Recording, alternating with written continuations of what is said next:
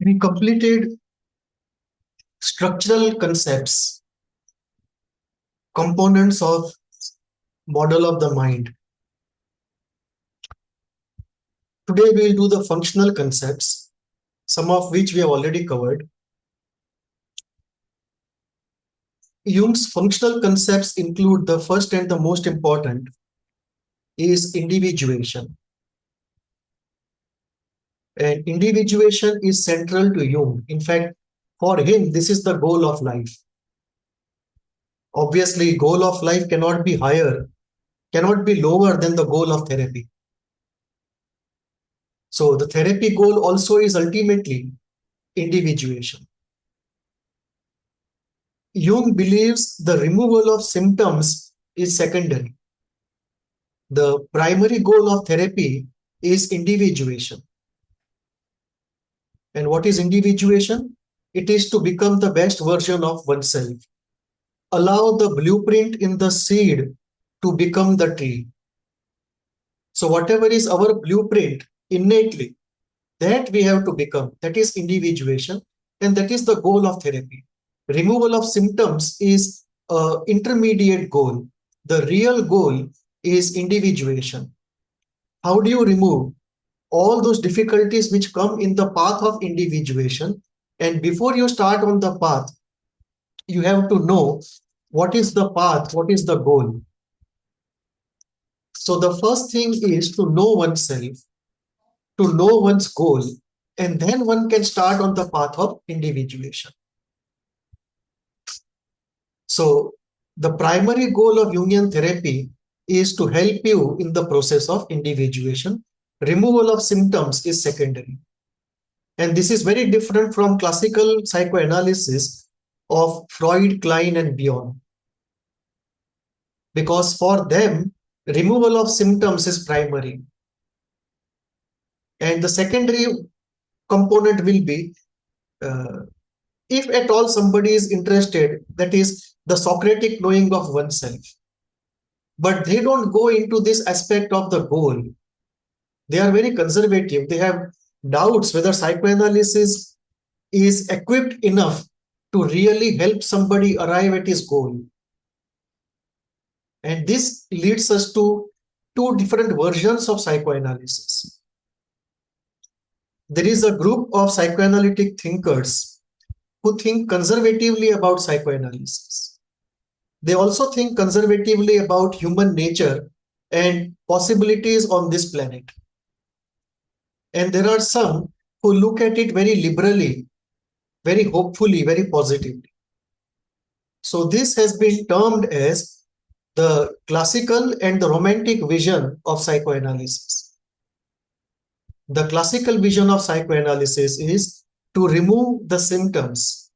And if at all somebody is interested, go into a Socratic knowing of oneself, but we don't know where it will lead to. And we don't even know if there is something called an innate goal.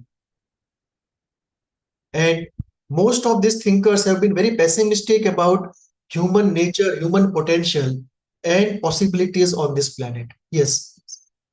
Sir, I have a doubt here. I thought it makes me believe that Freudian, Kleinian, and Bion's approach, they dealt with more serious patients, severe patients, whereas the Jungian approach becomes rather dealing with everyday life, and you can it lead to that kind of a reductionism? It is not actually reductionism, it's more of realism. What you are saying Uh-huh. is realistically true. Mhm, mhm, That Freud, Klein, Bion, especially Klein and Bion, they were dealing with far more difficult patients than you. mhm, mhm, So mhm. within the Jungian framework, whatever we may say, but it remains that unless you deal with the type of difficulties that Freud, Klein, and Bion describe, you can't actually move into individuation. It's like asking somebody who is just recovering from an operation to start running an Olympics. Yes. It's too far ahead. It's like going to an ICU and asking somebody to do yoga. I mean, of course, he will do yoga, but 6 months down the line, not tomorrow. Completely. Yeah. So that is that kind of what you are saying is correct. That when you are dealing with very deep-seated, very serious, very critical kind of difficulties, then you have to first solve the difficulty and then talk of individuation. That is realistically true. And that is where most of the Jungians, they go wrong. That when you dismiss these deep-seated difficulties without going into the theory around them and try to solve those deep-seated difficulties within the Jungian framework, which never actually was evolved around those difficulties, then you get into trouble. You don't get results. And then what works is the non-theory part of therapy. As we said before, there is a theory part of therapy and there is a non-theory part of therapy. Like, for example, the personality of the therapist, personality of the patient, and the relationship between them. If this is going well, then somebody may get healed because of this, but not because of the theory deployment of the therapist. And that is then wrongly attributed to the success of the theory. But if really we analyze threadbare very finely, very granularly, then the granular analysis will lead us to the point what you said rightly, that severe deep-seated difficulty has to be solved first and individuation comes later. Yes. Because in individuation, we are talking about a high-functioning individual. A low-functioning individual is far, far away from this concept. And that is where Jung and many of his followers go wrong, where they say that every problem is a problem essentially of individuation or something of this type that we have listed out. And this is where the limitation of every theory comes. Fantastic.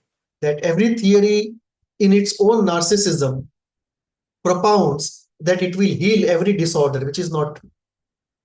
Every theory is strong around the disorders from which it emerged in the first place. Because what happens in every theory is around certain disorders it emerges and then it is generalized to other disorders. And the generalization is the weakest part of the theory. So within the framework, we also take a glass of narcissism and we believe that this theory can cure everything, which of course it cannot. But Jung feels that individuation is the core which is frustrated. And if in one line you have to define pathology, it is frustration of individuation within the framework. So the whole idea is individuation, removing difficulties around it.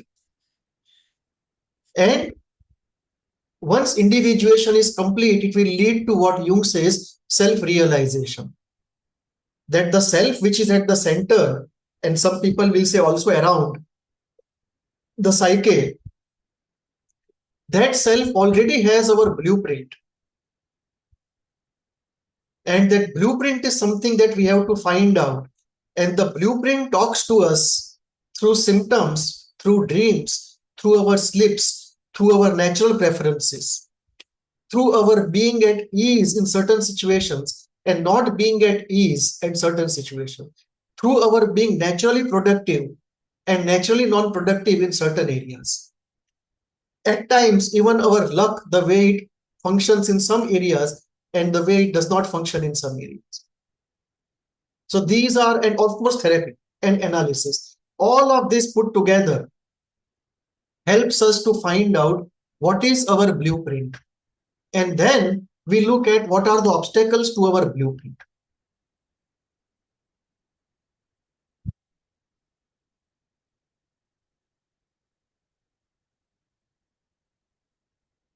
When I talk to some Jungian therapists, very senior Jungian therapists, they considered on the way we have to make use of Freudian and Kleinian concepts. But they said overarching arcade is of Jung, and on the way we just pick up some tools, use them and put back. But I don't believe it's possible in severely disturbed people. So that is individuation, a very important functional concept of Jung, the most important concept. In fact, every other concept is at the service of this concept. Second is ego self-axis, we have talked about. Compensation, we have talked about. Compensation is an act to restore balance. Balance between femininity and masculinity. Balance between persona and the self. Balance between the ego and the personal unconscious. Balance between the inside and the outside. Balance between complementing archetypes. All this is balance, and when balance is not there, compensatory activity happens, and therefore compensation is a very strong element in Jungian theory and very pervasively applied in therapy and in dream analysis. That too much on one side will lead to too much on the other. Like if the ego is just not listening to the self and just is focused on the outside, the self will burst forth and create a problem. So some pathology will be out of acts of compensation. That the compensatory activity may go overboard, the calibration may be lost, and excess of compensation can lead to some pathology. And the idea there is you correct the thing which was unbalanced and the compensatory activity will reduce. Integration is very, very important. Integration of conscious into the unconscious, unconscious into the conscious, integration of our blueprint into our conscious mind, integration of our unconscious memories into our conscious mind, integration of femininity and masculinity, the opposites.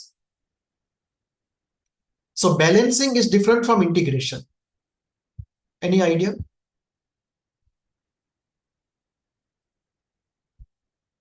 Integration, there is organic relationship between components, and it is a whole. Yeah, almost what do we call that? Gestalt is complete. Correct. Whereas compensation is more physical, mechanistic, maybe more hydraulic model like. Correct. So Here you repress aggression, and then it comes out in a symbolic symptom. correct.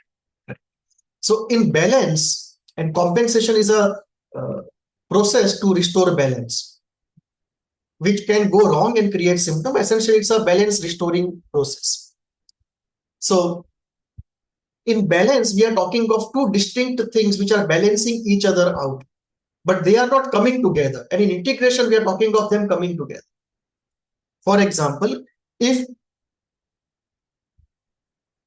your daytime activity is full of masculinity and your dreams in compensation are full of feminine symbols,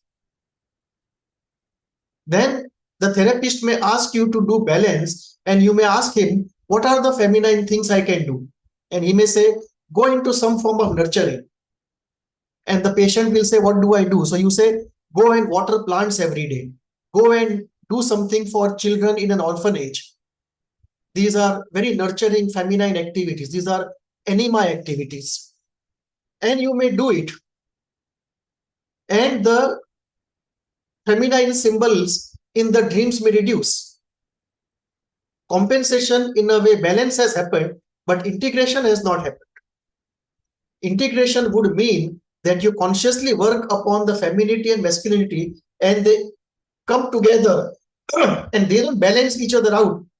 They actually couple, and in a way, they neutralize each other. It is not a physical balancing from a distance, it's a chemical coming together. And that is a deeper activity. Integration is a deeper activity. So integration of opposites is central in Jung. So after balance comes integration, a deeper work. And then we have the fifth important concept of dream analysis, where Jung has a completely different method from Freud. And we just look at it today, how Jung is different than Freud. And then we have active imagination, which is a method that Jung used for both dream analysis as well as therapy. In the therapy room, when the patient says something, you can ask him to develop one part of what he said further. If the patient says, I don't feel like going to that place, some vibes there are very difficult. So you can say, just focus on this vibes aspect, and can you develop it further, and can you say more upon it?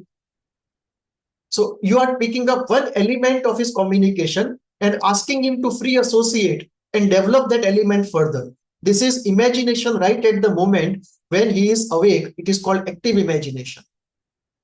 Imagination which does not happen when you are asleep like in dreams, but imagination which is active, which is willed, and which is asked for by the therapist.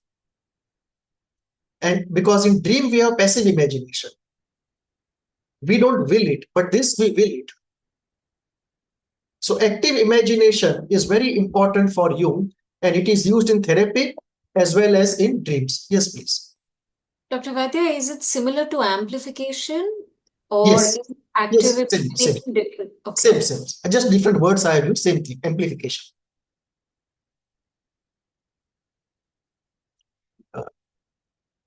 Amplification and active imagination are used as synonyms. But if you go deeper into it, become more exact, then active imagination is a process and the result is amplification. Just to be clear in words, but in usage, they are used as synonyms.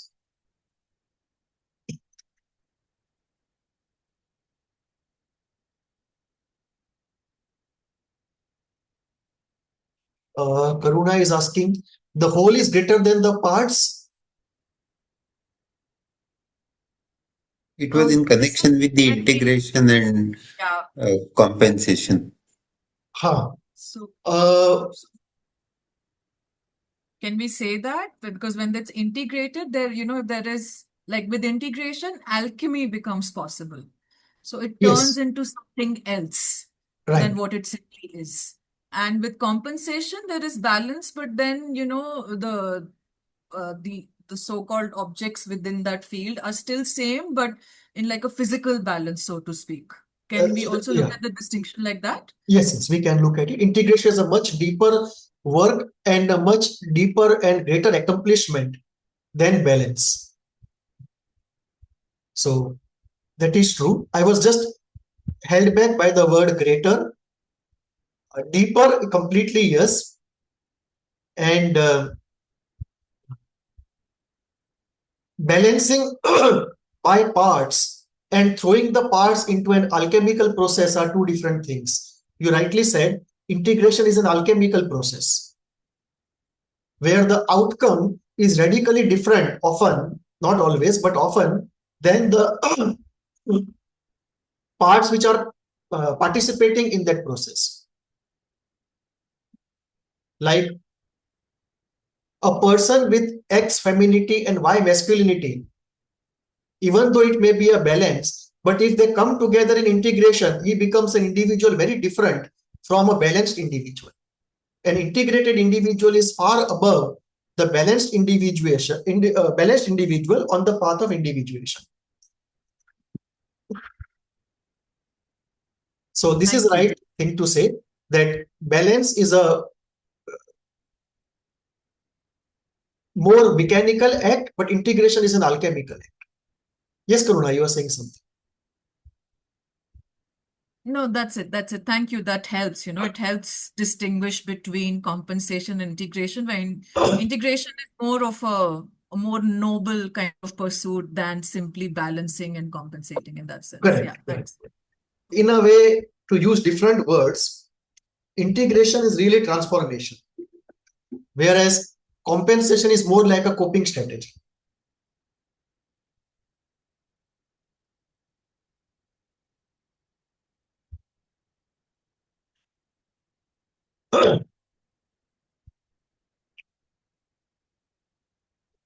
So active imagination is very important part of Jung's theory.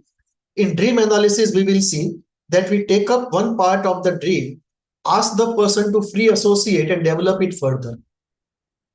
We are almost asking him to dream with eyes wide open.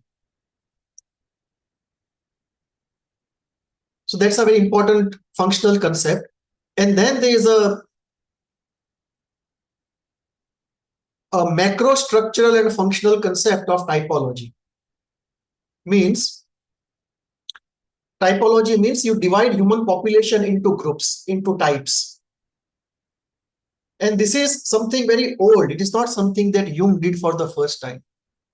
In Ayurveda, we divide people into three categories biologically: Kapha Prakriti, Vata Prakriti, and Pitta Prakriti.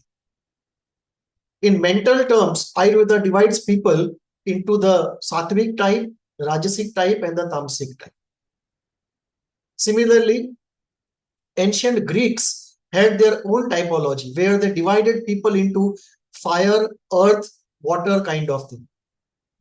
The Chinese have their own typology where they divide people into the dragon type, all the animals you can see, and that virtually creates a kind of astrological classification.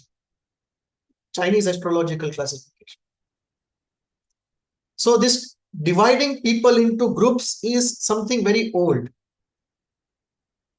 And Jung uses this,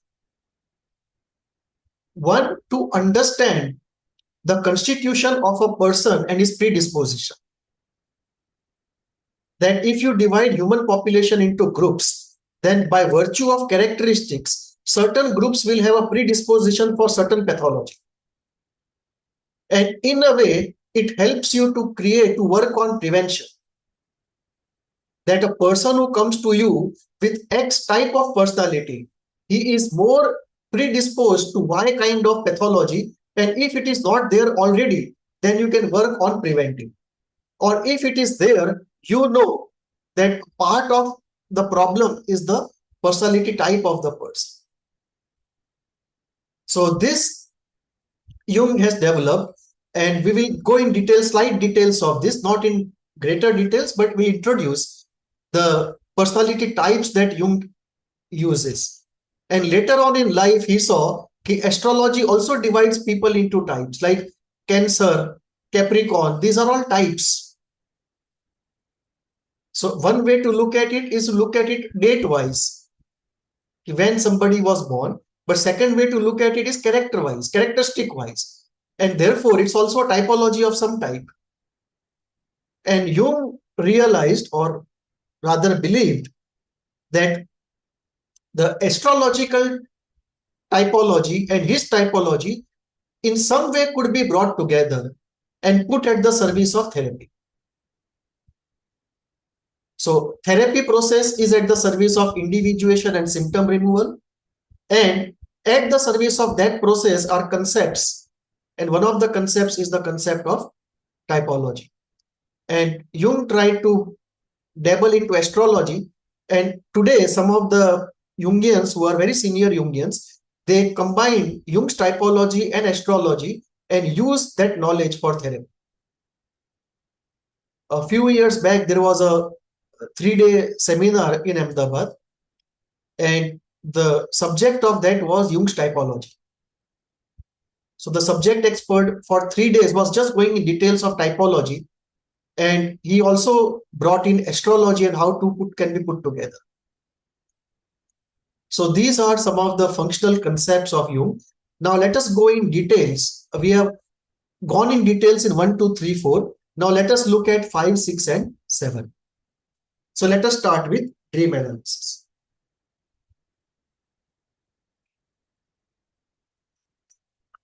So let us get into Jung's approach to dream analysis.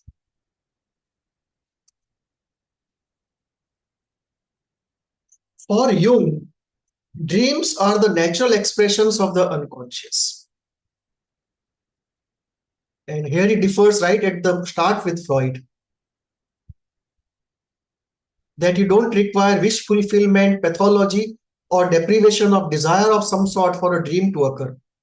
A dream can occur as a natural expression of the unconscious.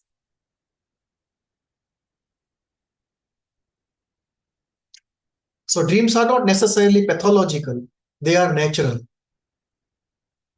Second, dreams are symbolic. They are not literal.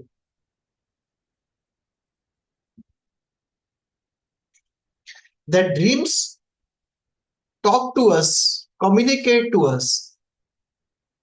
They have a function which they accomplish. And all of that happens in a symbolic way. It's not literal. Like you don't get a clear statement in the dream or a clear visual in the dream of what the dream wants to say. So the language is symbolic. And this is different from Freud. Can you say how it is different from Freud?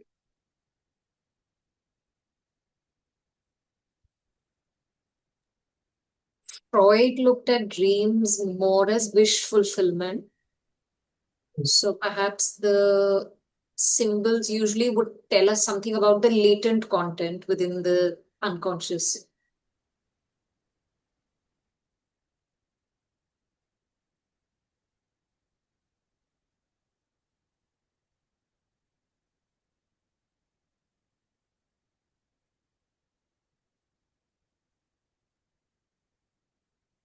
So when he says symbolic, they are not literal. What he says is where something we have to decode the symbols to know what they mean. That the language of the dreams is symbolic. And therefore we find them strange. For example, if we don't know German and somebody speaks in German, we don't understand it. Not because there's nothing to understand, but because we don't know the language. Similarly, dreams are not meaningless, although they appear strange because the language is different. The strangeness is because of the language. And So the understanding of unconscious is the same in Freudian and Jungian terms. Meaning? Both agree, both accept the existence of unconscious. Correct. Is it the same in for Jung also?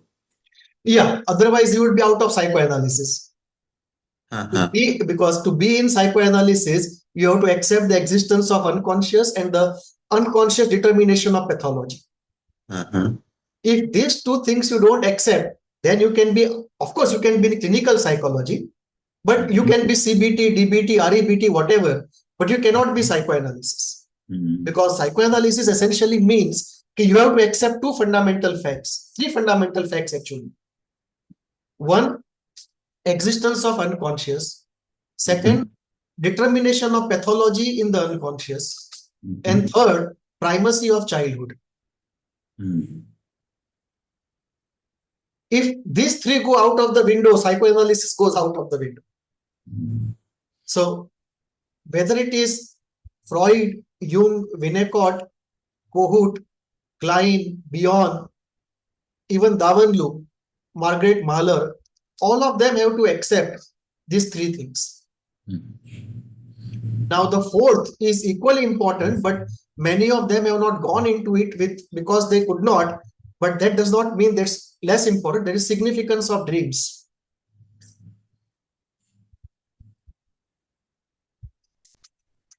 So these four are like non-negotiables. Like when we started, we listed out the principles of psychoanalysis, the axioms, the fundamentals on which psychoanalysis rests.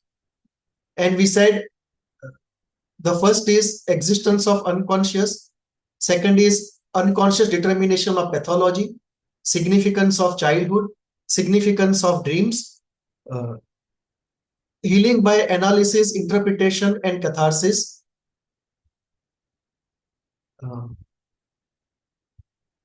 The use of free association,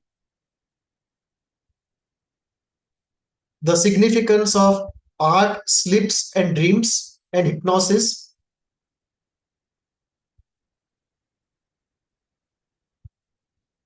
and looking at pathology on a continuum of normalcy. So these are like the founding principles, and all psychoanalytic schools, at least the first four, everyone has to adhere to. Others, there may be slight differences.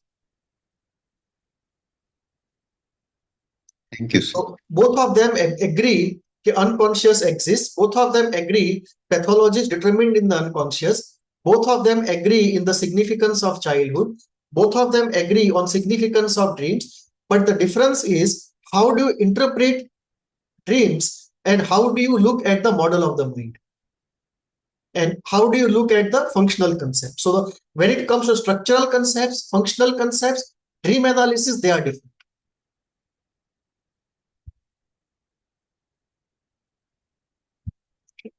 So Jung says dreams are symbolic, they are not literal. And this is what Freud would agree. But then Jung differs. He says dreams are symbolic, but the symbols are not disguises. For Freud, dream was something which was a disguised product, what he called the dream manifest, the dream that we see. And Freud's dream analysis process was to strip the dream of its disguise. So we come to know the raw truth in the unconscious, of which the dream is an expression. That there is a raw truth in the unconscious, too raw to be accepted. And therefore, that raw truth puts up a disguise and comes up in the form of a dream. And we have to undo the disguise so that we reach the raw truth in the unconscious. Because the raw truth is wrapped in disguise. So for Freud, dream analysis meant stripping the dream of its disguise and arriving at the raw truth. It's a reductionist process. From many facts that are put before you, you apply the dream interpretation theory concepts and remove all the disguises and reach the real raw truth, what Freud calls the latent dream, the raw truth in the unconscious. So it's a reductionist process of undoing the disguise. It's a Sherlock Holmes process. That you get a mystery and you undo all the disguises that constitute the mystery and reach the raw truth. So Freud's dream analysis is a Sherlock Holmes work. But Jung is different.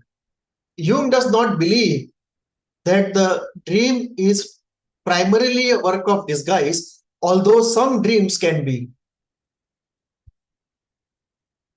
So he believes that the dream does not need to be interpreted the way Freud says, but it needs to be unpacked, it needs to be amplified.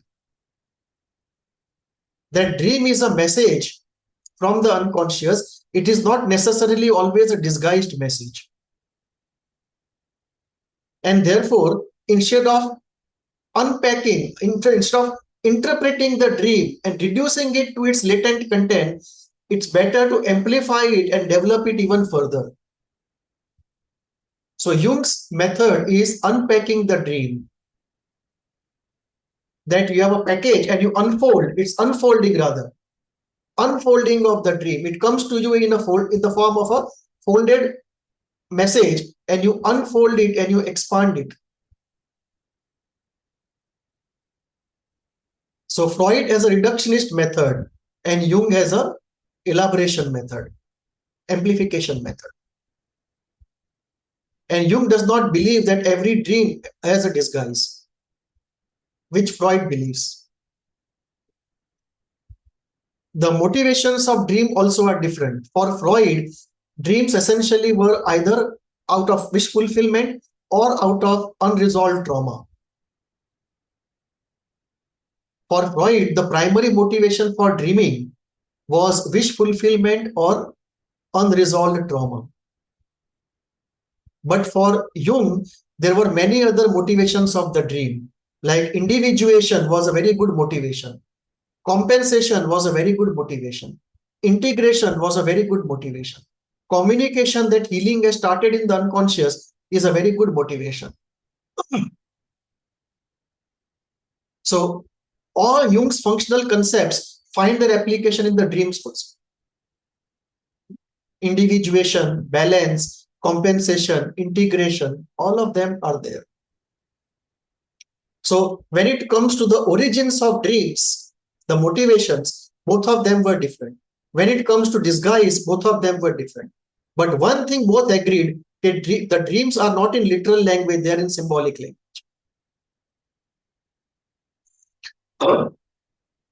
Now for Jung, two important functions of the dreams were, first was compensation.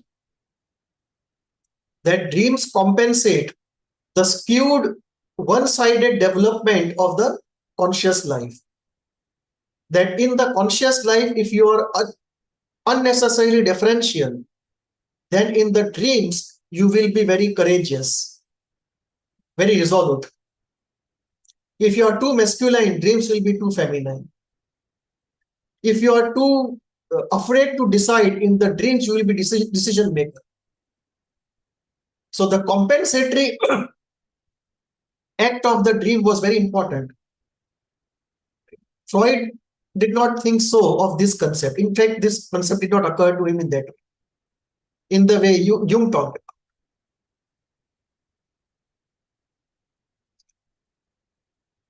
Second motivation important to Jung was teleological, the goal orientation. That what goal does this dream want to accomplish? What is the message of the dream? What is the goal of the dream? That was more important than the origins. So Freud was more interested in the origins of the dream. Jung was more interested in the goal of the dream.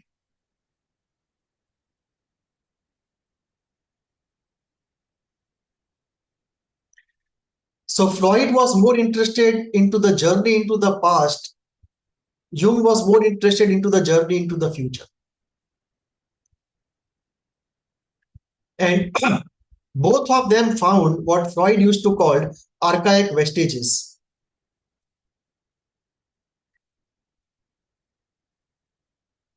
Some things common to humanity, which seem to come from our evolutionary past, but which are very difficult to decode in the present situation. But Freud never went much beyond it. But Jung created this whole idea of the archetypes and the collective unconscious. Not only from this, he had many sources, but this was one source. Jung uses a technique of active imagination which leads to amplification. So he develops the dream further rather than reducing it to its latent content.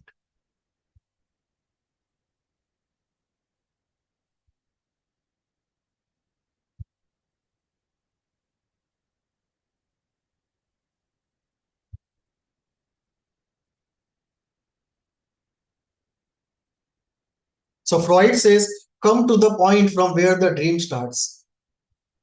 Jung says, forget the point. You write a paragraph on the dream and tell me where you want to go.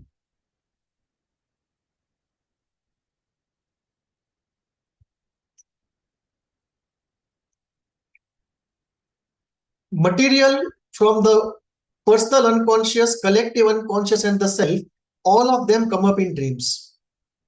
Now, obviously, in the Freudian model of the mind, there is no collective unconscious, no self. So these concepts can't be applied to his dream analysis.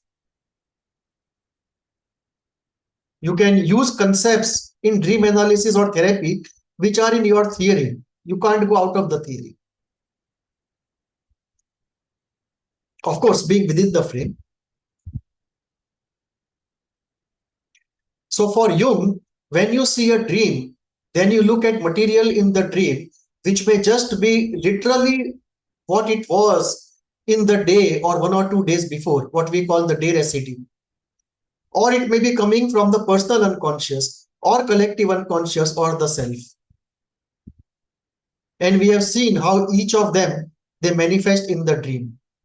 Do you remember how the self comes up in dreams? What are the general symbols in which the self appears? When we did the self, we went into it. So when you see in the dream a process of rounding, like a square turns into a circle, a triangle turns into a square, something incomplete turns into something complete. Two opposites come together and merge to become a third or a complete thing. These are manifestations of self. These are processes of individuation symbolized. And the final realization is self-realization. So the self comes in the form of mandalas rounding themselves, or spheres, or circles, or two opposites integrated into one. Often we see the Chinese symbol of the yin and the yang, the black and the white half circles coming together. That's a very good part of the description of the self, the two having come together. The two coming together is the act of integration.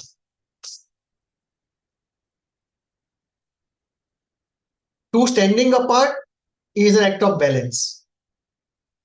Right? One upside, one down, one big and one small is an act of non-balance. It's an event of non-balance in the unconscious.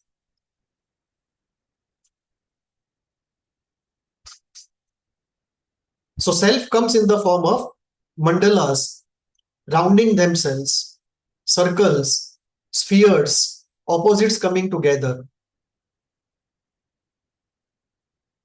A resolution happening of struggle. And then the collective unconscious, meaning archetypes, because archetypes are there in the collective unconscious. When material from the collective unconscious, meaning archetypes, comes into the dreams, how do you differentiate a symbol which is archetypal coming from the collective unconscious from one coming from personal unconscious? And Jung gives two criteria, numinosity and otherness. That when you see something in the dream which is luminous, like it has kind of an aura, something very luminous, and you get a distinct feeling that it is from some other world. There is an otherness to it. It does not seem to be of this world. Is the word numinosity or luminosity? Numinosity. It means the same thing. I see.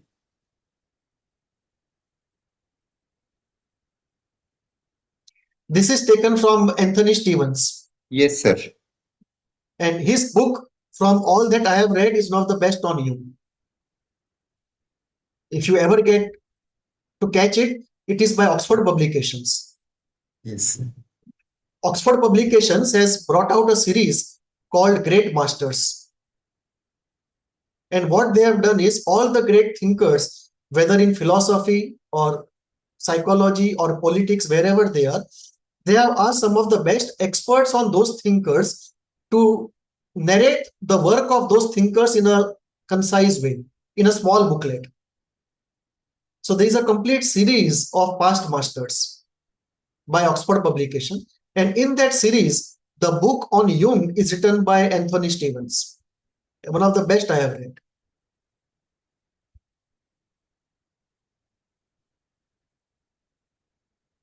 I would say instead of reading Jung in original, better read Anthony Stevens. Because he systematizes and explains Jung much better than Jung himself. He understood Jung better than Jung himself. Yes. Because as I always say, Jung was a man on the motorcycle. He did not have that patience to really do the academic work of exactness, classification, clarifying. Yeah, Shalini. Dr. Vaidya, when we are talking about archetypes in dreams and you're saying the two criteria are numinosity and otherness, can you speak a little bit more about especially the archetype of anima and animus, how they emerge in dream, and how does Jungian dream analysis happens when, let's say, a complex is getting triggered and let's say the opposite sex figures are emerging in the dream. So let's say for a woman, if a masculine figure is emerging, or for a man, when a feminine figure is emerging in the dream, what does the dream analysis look like when we are talking about a complex getting triggered and that manifesting in the dream versus an archetype of anima and animus showing up? Right. So that is where the treatment of material from the personal unconscious and collective unconscious differs. Because when we put the complexes in the personal unconscious and anything emerges from there, and the similar thing can emerge from the collective unconscious also. So let us say, if I like a woman during a day and I cannot make advances to her, and in the dream that night I dream about that woman, I dream about a woman who is difficult to get, right? Now this can have two meanings.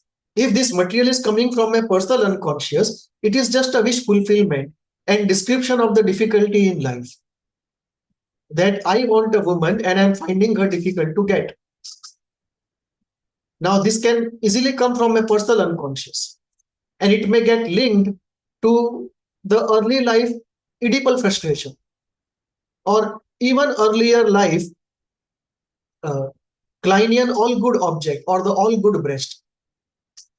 So the personal unconscious material may just be depicting something which happened that day or 1 or 2 days back, or it may link up with my Oedipal frustrations or my pre-Oedipal frustrations, or it may be my anima coming up in my dream.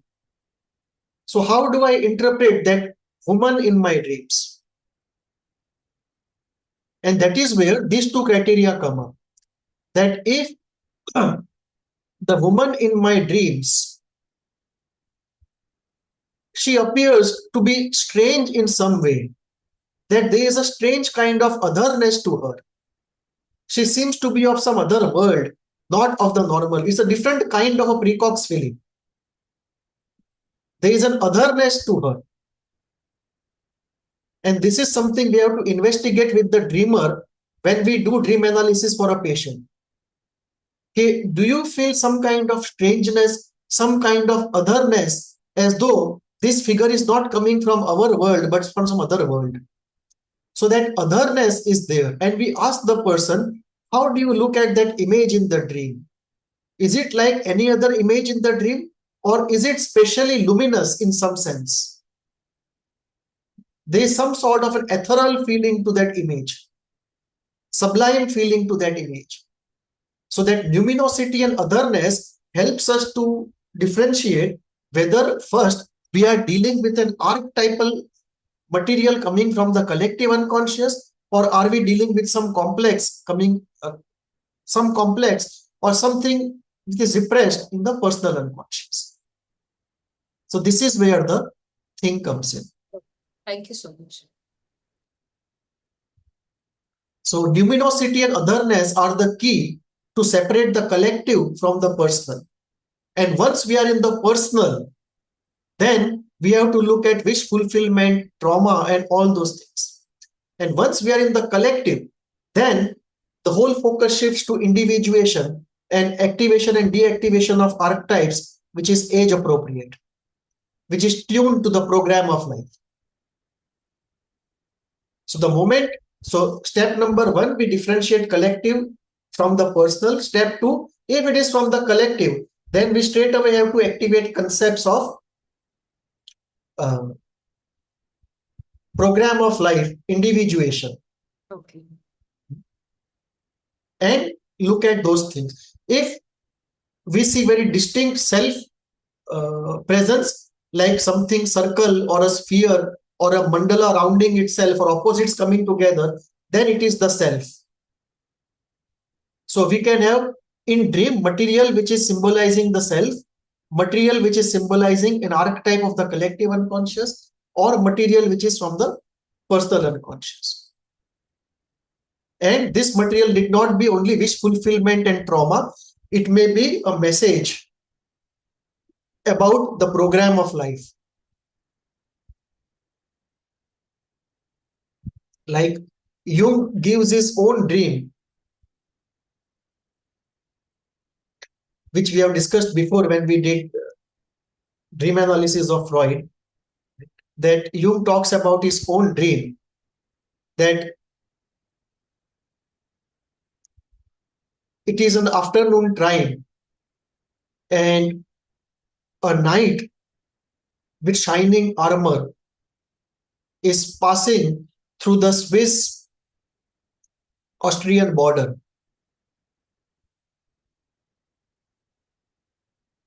And then the dream goes on. But the primary thing that Jung talks about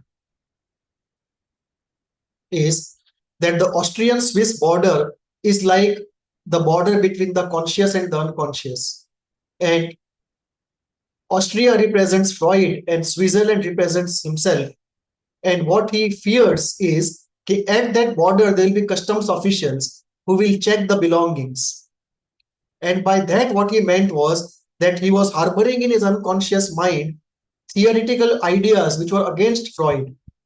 And Freud was the customs officer who will not allow those ideas to pass. And that figure of the night, the archetypal figure, the luminous figure of the night, was what gave him the idea that it is trying to activate the warrior archetype, the hero archetype, the sacred warrior archetype, and develop courage to say no to Freud and go on with your own ideas. So this was a message from the unconscious that you have been too deferential to Freud. It is time to awaken your courage, awaken your masculinity, awaken your hero archetype, and go on your own way, even if Freud does not like it. So that dream was essentially a message for you to go on his own way of individuation. He did not say that came from a personal trauma or a sexual or a power wish fulfillment. It was a clear individuation dream.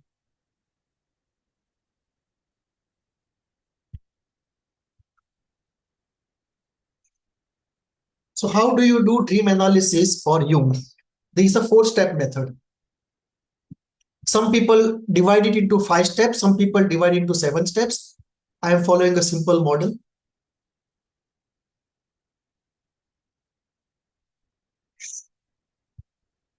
Because refinements always happen. And the contextuality and the practice of someone also matters. Let's go to simple part. Jung does dream analysis. Let me not say Jung. Let me say the Jungian approach is in 4 steps. First, we interpret the dream in the personal context of the dreamer. Then we interpret the dream in the cultural context, in the culture where he is living.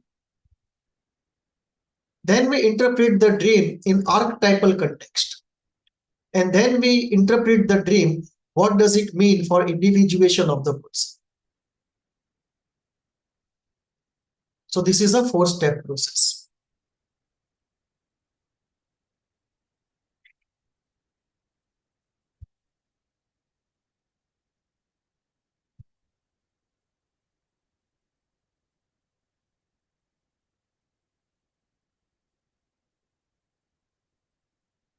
We'll go into the 4-step process, but let me just give some more information. Anthony Stevens has developed this into a separate model of a 5-step model of dream analysis, slightly different from the classical Jungian model. What Anthony Stevens does is, he is the best person to read on Jung, in my opinion. And what he does is, he combines Jungian theory with evolutionary biology, ethology, and attachment theory. Let's not go into that part, but just to make a mention of it. His steps are, first, identify the emotional tone of the dream. Does it talk about fear, anger, desire, confusion? Second, identify the archetypal pattern. So he does not go into the first 2 parts of the personal and the cultural context. He is going into emotional tone and archetypal pattern. Then he is linking it to evolutionary function. So what are the evolutionary functions? Survival, reproduction, adaptation, and evolution.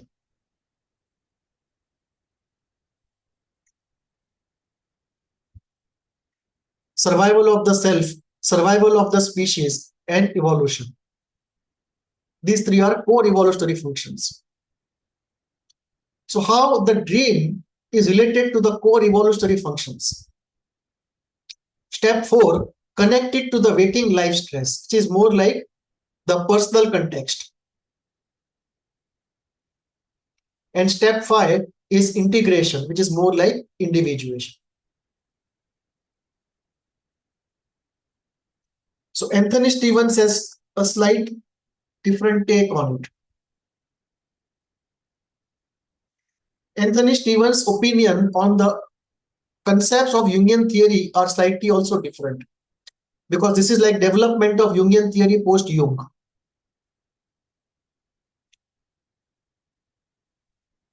So for Jung, archetypes are more like symbolic psychic structures. Anthony Stevens likes to use the word innate response mechanisms. This is actually coined by a professor in Stanford. Innate response mechanisms. That we all have innate response mechanisms. They may not be in the form of a magician or a poet, as Jung says, but definitely there are innate response mechanisms. Now, how they aggregate together, how they function together is different. They may not correspond to what Jung says, but there is no doubt if we don't come with an empty mind, there are innate response mechanisms. The pinda, the core nature of, there is core response tendency of that person. Correct. And some of them are unique to individuals, but some of them are across the species. Like if you put your hand in the fire, you'll take it out in a reflex way. That is common to every human being. Until he decides to commit suicide, when the rage is so much in him which cannot be expressed. Then this reflex will not work. He will walk into fire. Because the rage inside is a greater fire than the outer fire. I have seen one such patient.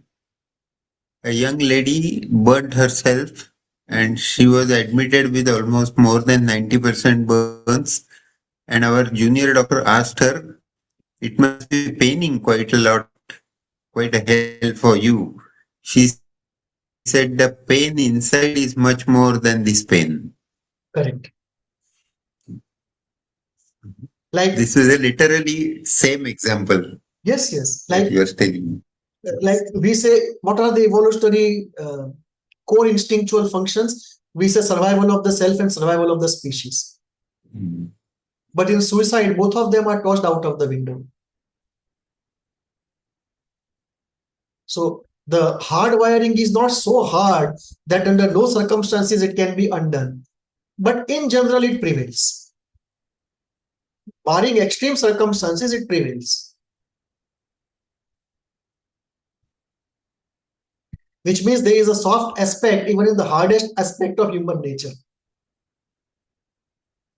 That you can't think of something more hard than survival of the self and survival of the species. Yes.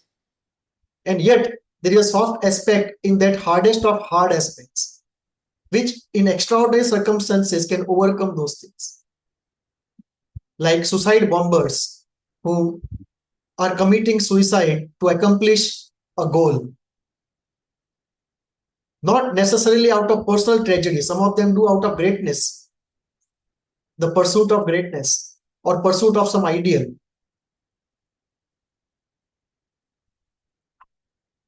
We could see that in LTTE. So many people consume cyanide, but they would not be caught. So that is where the evolutionary dictates will be out of the window. That they will rate survival of the organization and the goal it espouses higher than survival of the self or the species. That is where they say the mind, if necessary, will destroy life. I did not follow that, sir. Let us say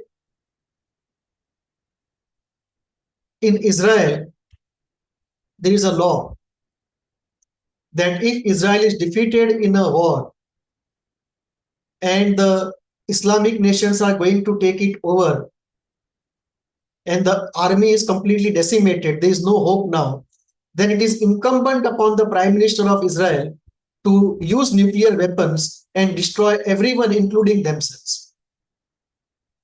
Not including themselves, but even if they are destroyed, it's incumbent to destroy, but never to have a Holocaust again.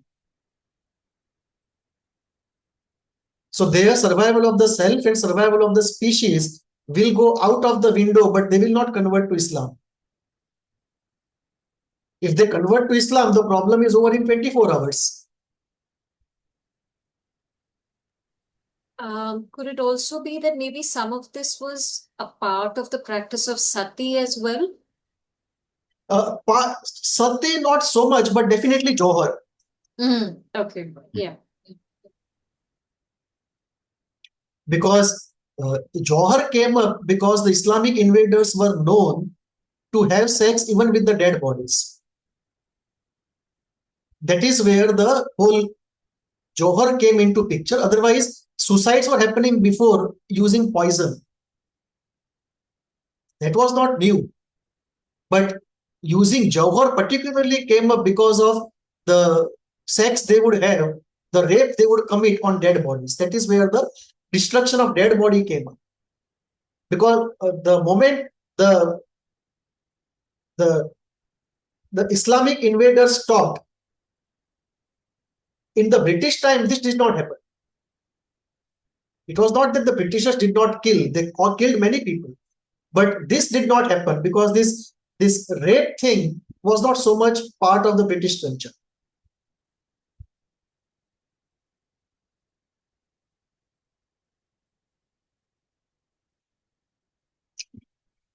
So the dream function in Jung is meaning making and individuation, and Anthony Stevens adds to it survival, simulation, and regulation. When it comes to the unconscious, Jung talks of collective and the personal psyche. He talks about an objective psyche. He combines the two in some sort of an objective psyche concept. We'll not go into details of it, but just to make a mention, the development of Jung theory can go radically, at times different than how originally it was. And I'm sure, just as Anthony Stevens has his own take, there will be many Jungian thinkers who have their own take. Jung's interpretation approach was symbolic and mythological with amplification, and Anthony Stevens uses adaptive function and functional analysis. We'll not go into what details are, but just to make a mention that you can have a radically different way within the Jungian world itself of using Jungian concepts, bringing some other concepts from outside. So now let us go into the dream part of it. So I would say, should we stop for a cup of tea and then start dream analysis? 10 minutes. You have a question?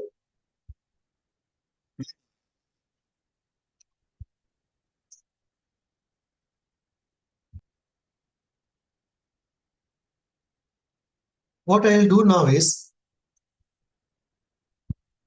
we will take the path of practice instead of theory, and we will do dream analysis by taking up two dreams. The first dream we will read through and discuss, and the second dream we will practice. So what I'll do is I'll take up two dreams from my book titled Dream Analysis.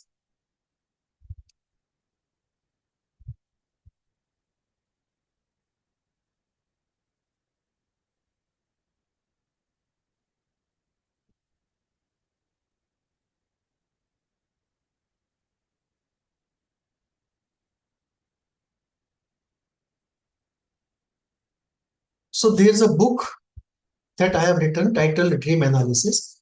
And in that book, I have gone into details of how do you analyze a dream from Freudian point, Kleinian point, Jungian point, and so on, and how you can analyze the same dream using multiple schools and then consolidate it into one interpretation. So this is the chapter on doing dream analysis using the Jungian approach. So let us go through one or two dreams and then we'll do one for practice.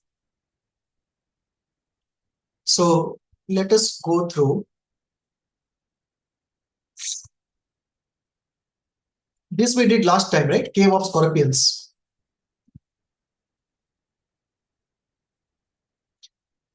You will see each dream is almost like a story in literature. So let us do this. The Sun and the Desert. The title of the dream is, this is something that I have given, the dreamer has not given.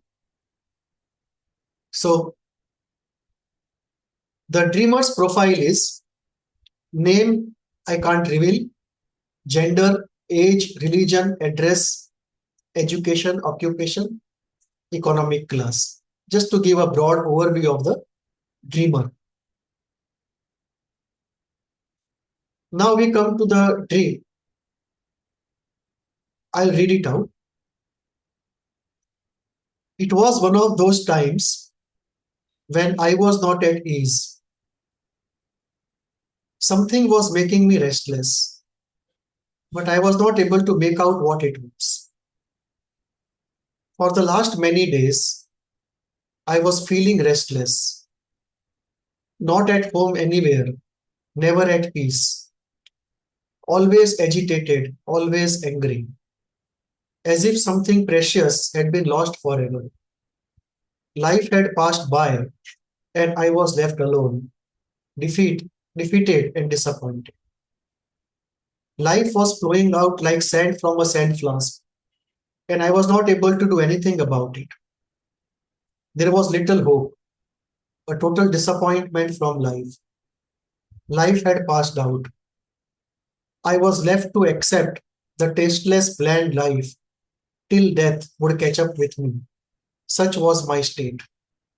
This is the description given by the dreamer about himself. Just listen to the dream and see what it evokes in you. During one of those days, I had a dream. Now the dreamer is giving us his dream. It is a dream of my school days. We used to live as a nuclear family, myself and my parents. I come back from school and no one is at home. Both my parents are working. My food is in the refrigerator. My mother cooks food in the morning, packs a lunchbox for my father, and then leaves for her office. I felt tired and didn't feel like warming up the food. I went downstairs to find some friend of mine. Then I saw I was riding a cycle. I had recently learned to ride. Though not an expert at it yet, I could manage. I then see I am standing at a desert and the sun is rising in the horizon. This is the dream. So we have a bare sketch of the dreamer, his introduction to his life in general, and the dream. So what does this dream release in you? What do you think about the dream or the dreamer, or about yourself? So let us just listen to each of you. What does it release in you, this dream?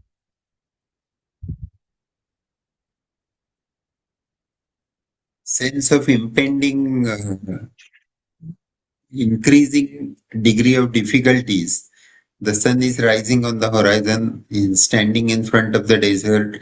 I had just barely managed to reach by a bicycle, which I don't know well, so I'm not very confident about my capacities. I'm 42 actually, but in the dream I'm coming home from the school, so my age has regressed. I'm going back, Right. and then I'm not interested in warming the food, so the feelings of nurturance are there, but I don't wish to have them.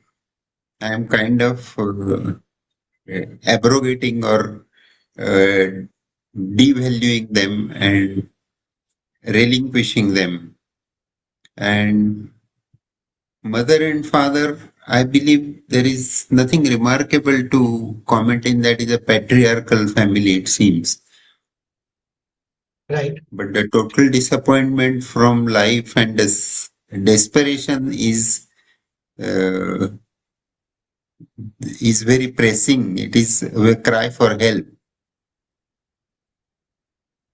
Why Right. he is defeated and disappointed. So persona uh, is insufficient animus and needs help from a parent figure, a supporting parent figure very badly. Right. This is what I could make out immediately. Very true. Very true.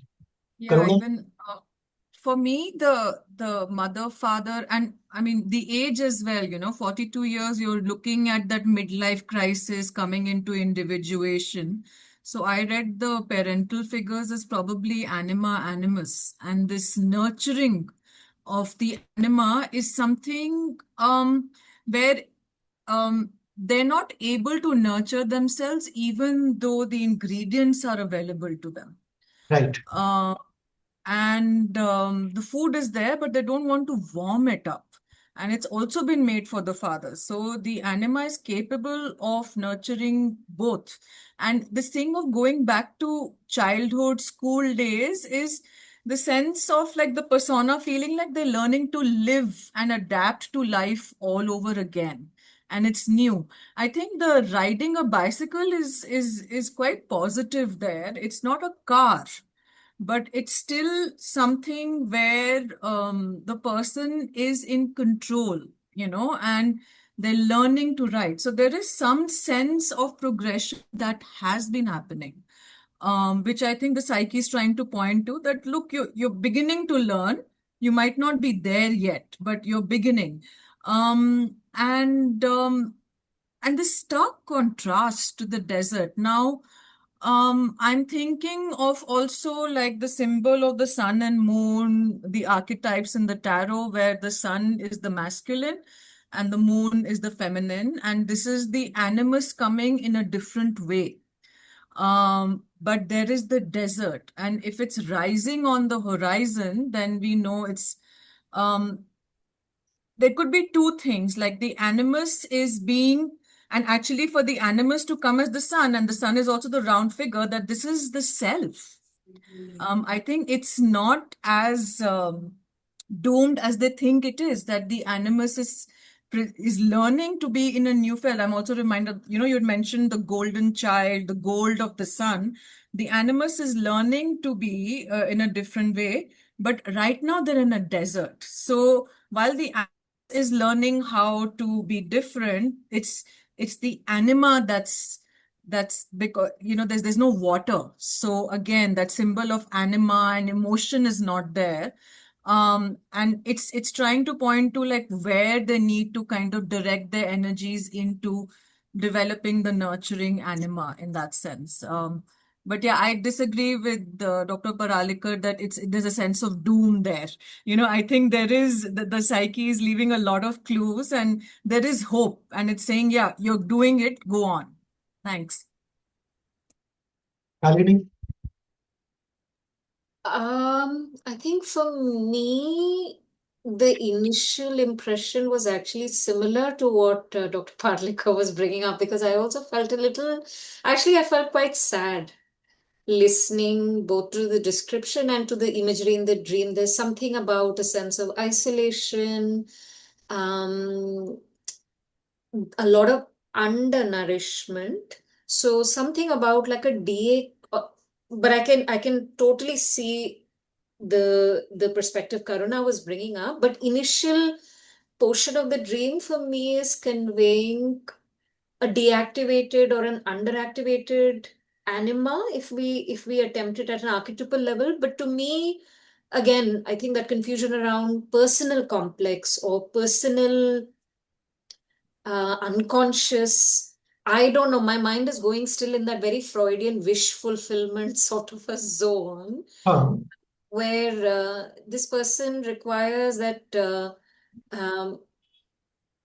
feminine sort of nurturing presence. So I can see actually both. I can see the classical Freudian way of looking at the dream, but also the Jungian archetypal way of looking at it. And similar to what I think Karna also mentioned, that there is that symbol of sun to me is also just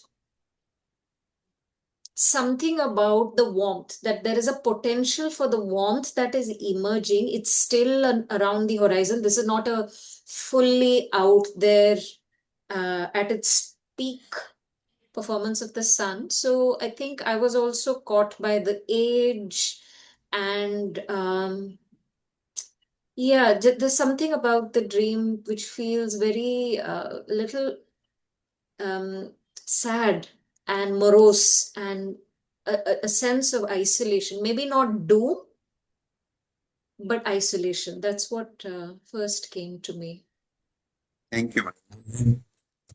So as we spend more, we spend more time with the dream and we discuss it more and more meaning will come out of it. So what we have at present is our first response to the dream. And as we keep on going in, each dream will take at least 4 hours if you really want to do proper dream analysis. So many years back, I used to anchor a dream analysis group. We used to meet on Sundays and we would start at around 2 o'clock, and it would go to 3, 5 or 6, and we could do only one dream. So even in the group, it takes that kind of time. So the more time we spend, the more symbols will speak to us. So there are certain parts about it before we go into the Jungian structure. What is clear is we feel this deep sense of loneliness in that person. Loneliness in the childhood and loneliness in the adulthood. Second, we see a midlife crisis given his age.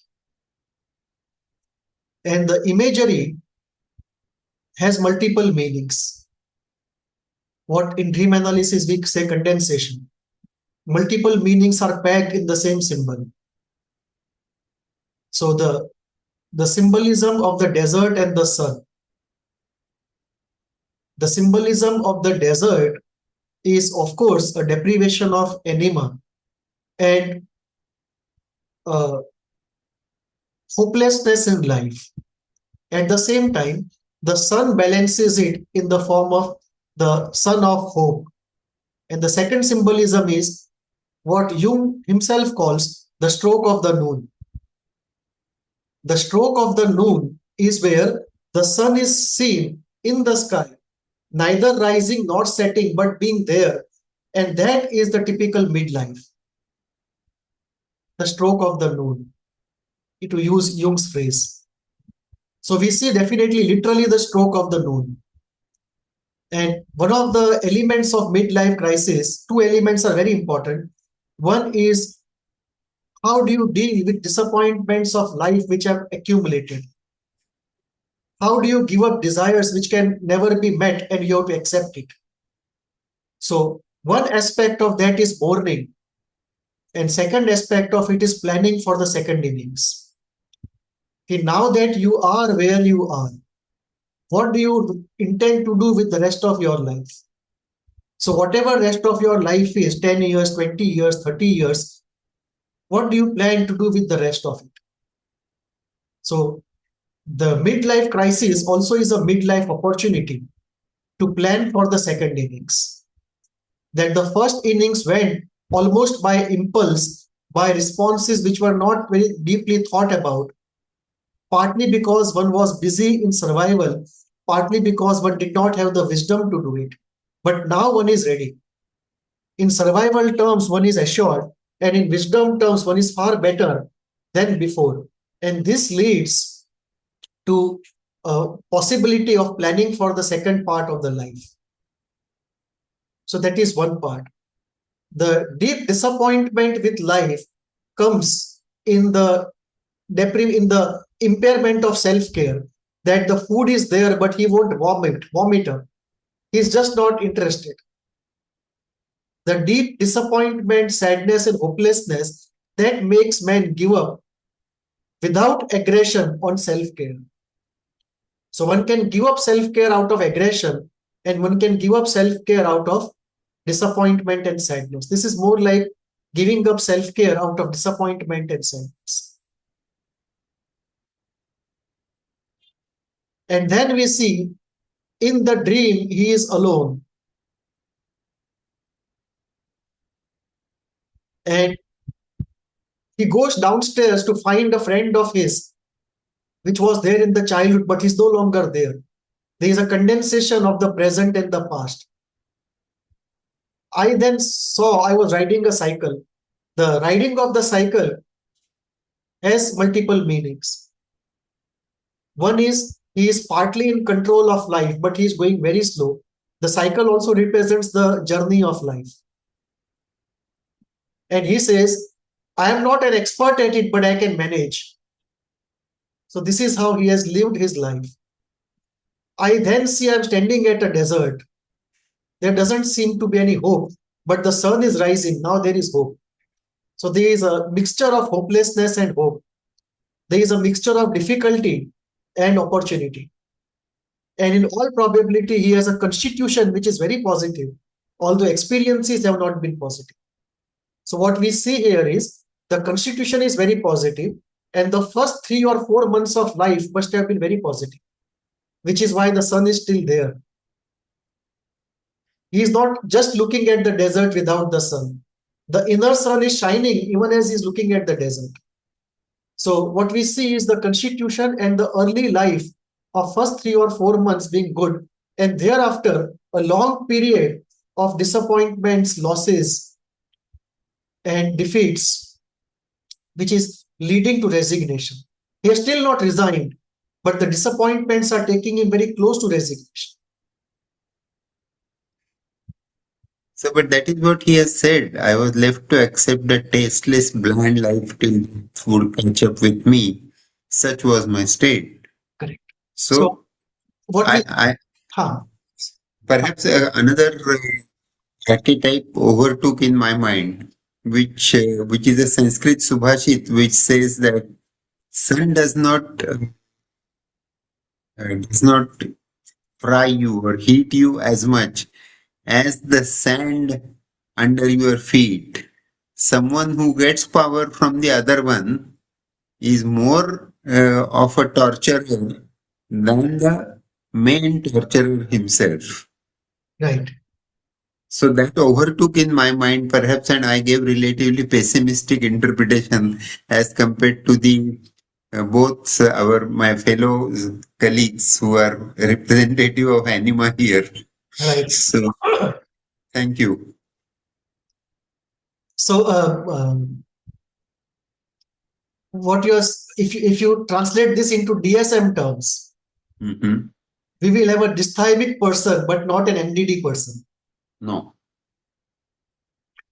That the prognosis for this will be more like dysthymia rather than a full MDD. Yeah, Shalini.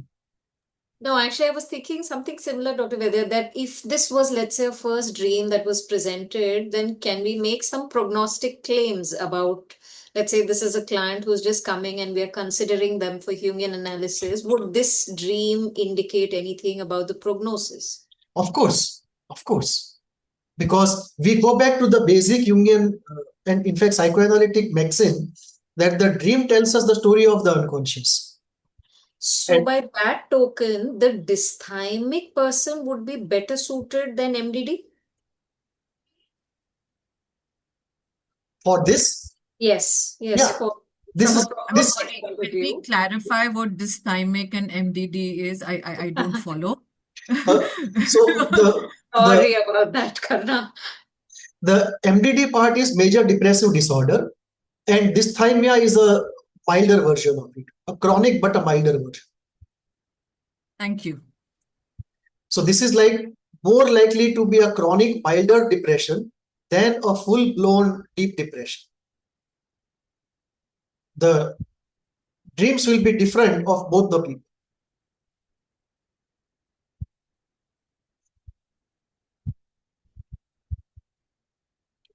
Now let us go into the structure of it. Step 1, analyzing the dream in the personal context. The story of the dream. It is the story of the dreamer who comes back from school and feels tired to warm up his food that is cold in the refrigerator. He goes down on a cycle to find a friend of his. He then finds himself at a desert with the rising sun. This is a cognitive component of it. Now let us go into dream elements. What are the elements of the dream?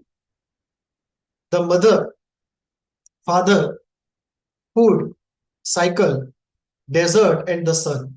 And I took free associations from the dreamer related to each of them. Okay, when you think of the mother, what words come to your mind? So these are the free associations. Father, these are the free associations. So we have a set of free associations. This is very, very important to make sense of what comes in the dream, because it is not constant. A lion coming in the dream of one person can mean X, and lion coming in the dream of another person can mean Y. And for the same person, it can mean X today, and after 3 months, it can mean Y. So there is no one-to-one correspondence between a dream element and its meaning. And therefore, nobody can make a dictionary of dreams because it is such a fluid meaning attribution system. So now that we have the elements of the dream and the free associations, we go to the interpretation. This is in the personal context. We are interpreting in the personal context. The dreamer, given his age, was passing through midlife crisis. Goals he had aspired for remained unrealized. Life was flowing out of hands like sand, and there was nothing he could do. Sand has flowed out much. It has created a desert inside of it. He stood helpless in front of the defeat and disappointments of life. The hopelessness, disappointment, the unbearable condition in the present and the bleak future has led to regression in the dreamer, resulting in the dream. The present deep disappointment is connected to the pre-existing deep childhood disappointment of the Oedipal period. Like then, even today, the mother cooks and gives warm lunchbox to the father but keeps the dreamer's food in the refrigerator. The dreamer wants the mother to be at home when he returns from school and give him warm food, but that is not the case. The dreamer seeks out warmth in friends and he rides a cycle, but is able to do it with difficulty. He has not mastered the art of riding a cycle. It came out that he was too afraid of falling down, and so he has not practiced enough to attain dexterity. He is too risk averse, because of which he has lost out many things in life. Fear of falling has distorted the journey of life. He has played too safe, and therefore returns are not according to his desire. It's a low risk, low return life, but he wanted high returns, but was unable to take high risk. The dreamer has not been able to live a good life. He has always been making do and tiding over one crisis after another. So he has been in survival mode by and large.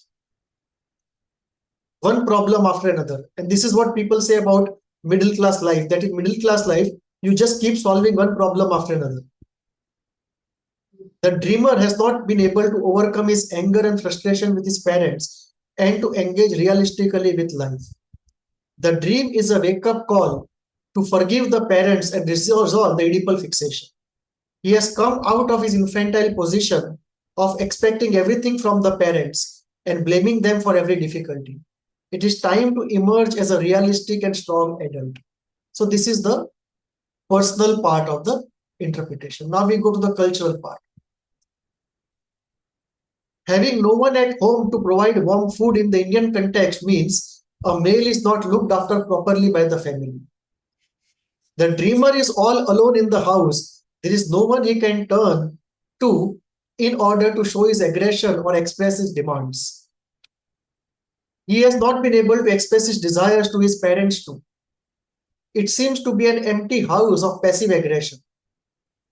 He has to go out of the house to find a friend to express himself, and he channels the aggression into cycling when he cannot find his friend. There is no one to fall upon. The dreamer is alone and has to reconcile with life, whatever it is, and it has never been easy. The difficulty in riding the cycle speaks of a person who is still a child in some part of himself, since every adult knows how to ride a cycle, the cycle of life. The result is the desert within, dry and harsh. The rise of sun, however, provides hope and light. This is the cultural form of it. Now so the rise of sun in the context of desert can also be read as a threat. Yes, but I'm pushing the dysthymic train forward. Correct. But the associations here are light, heat, king, child, and free. Patient's associations, flower associations. His associations, not our associations. Oh, I see.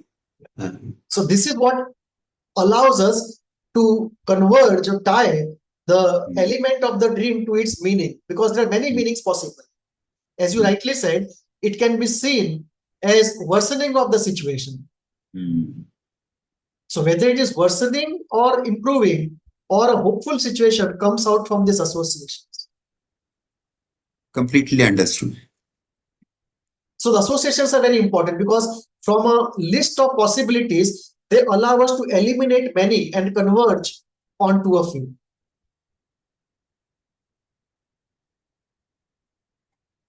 Analyzing the dream in the archetypal context. The sun emerging from the desert is the archetypal imagery of the ego separating from the oceanic desert mother.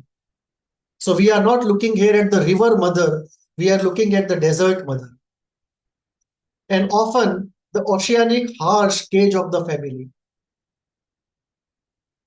The driving in rage is akin to a warrior riding a horse, but the warrior here is a defeated warrior escaping the battlefield in defeat. The dream is one of individuation, where the dreamer has to overcome, has to individuate. It is long overdue. It is time to deactivate the child archetype, activate the hunter-gatherer and the warrior archetype. Eventually, the dreamer also will have to activate the parent and seek out an old wise man within or without to guide him in the light of spiritual wisdom. This is the archetype. Now we go to the fourth one. What is the meaning and purpose of this dream? Why has this dream come? And this is very important because we look at two purposes of every dream: healing and future living. So every dream, we, in terms of meaning of the dream, purpose of the dream, we say we always focus on these two purposes. One is healing and second is future living. Okay, what does this dream have to tell us about our healing and about our future living? Because future living is what is important. The past is gone. What is real is my present suffering, which I want to heal, and how to live in future, which I want to answer. So these two are live questions for me. Other questions may be of academic interest, but these two questions are of living interest to me. That how do I heal my present suffering and how do I live the future? And every dream has something to say about this too. How to heal and how to live. And this is more important for someone in therapy because it tells us whether the therapy is going right or not, and if the therapy has to change direction. I have many times changed the direction of therapy based upon dream analysis, because it tells us that we have not taken the right direction, or our emphasis is not right. We're emphasizing more rather than something else we should be emphasizing. Like one of my patients, I was using Freudian, Kleinian, Bionian approach, and what the dream told me was that the Kohutian approach is needed. So then I went into a passive mode of Kohutian approach, going into holding, mirroring, empathy rather than interpretation and insight. And I have postponed catharsis because anyway it was not working. So it tells us the dream is like a supervisor, gives the therapist direction, where we are going right, where we are going wrong, what to do.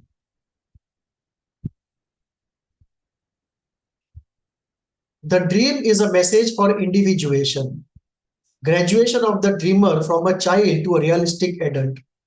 The dream is also call for assimilation of spiritual wisdom to deal with life as it is. This man needs huge reality acceptance, which is extremely difficult. With a lifetime suffering, reality acceptance is not easy. It's easy to say, not easy to practice. The dream is a search for love, the absence of which has to be partly accepted, partly filled with new people in life, and partly transcended. But he is too afraid of emotional closeness because of early life loneliness. How can we interpret that? I took it for matter-of-fact description. What? That in the current age, parents go for work and child returns home, and this is normal. I did not find anything negative in that. Correct. So there are two parts which are important here. One part is what has happened to the child in the early life. If the mother has been with the child and started working later, say after 1 or 2 years, it's a different thing. But if the mother starts working after the maternity leave of 3 months or 6 months is over, it definitely creates a problem. And that is why we see the epidemic of fragile narcissism today.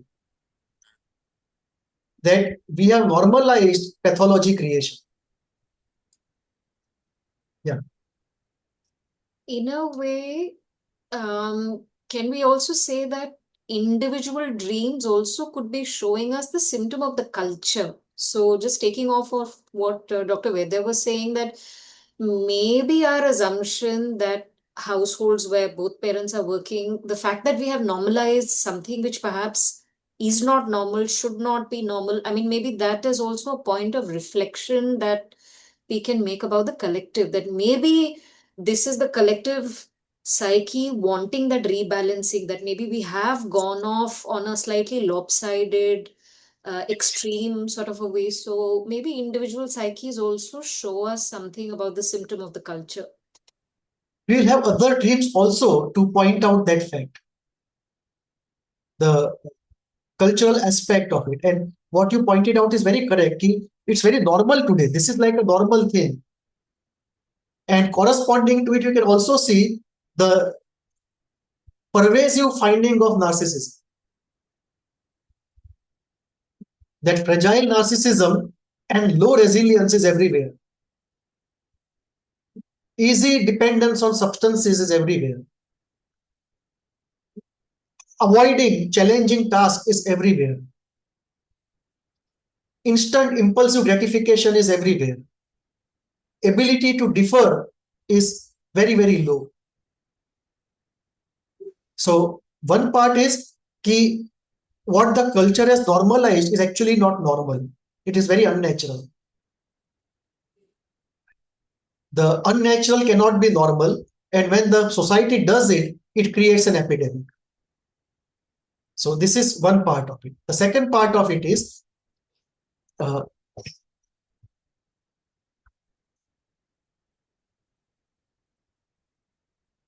this person, there is something special about, unique about this person's situation.